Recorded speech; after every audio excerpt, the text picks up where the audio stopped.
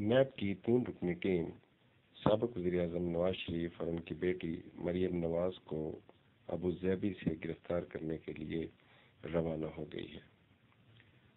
تفصیلات کے مطابق لندن سے پاکستان واپسی کے لیے روانہ ہونے والے میاں نواز شریف اور ان کی بیٹی مریم نواز شریف کو ابوظہبی میں گرفتار کرنے کا فیصلہ کیا گیا ہے۔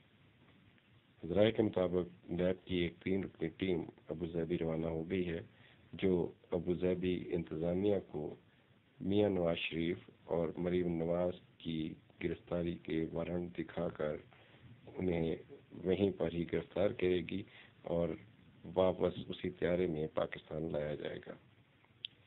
ذرائع کے مطابق نیب کی ٹیم ابوظہبی میں پاکستانی سفیر سے رابطہ کرے گی اور ابوظہبی انتظامیہ سے تعاون کے لیے درخواست کرے گی۔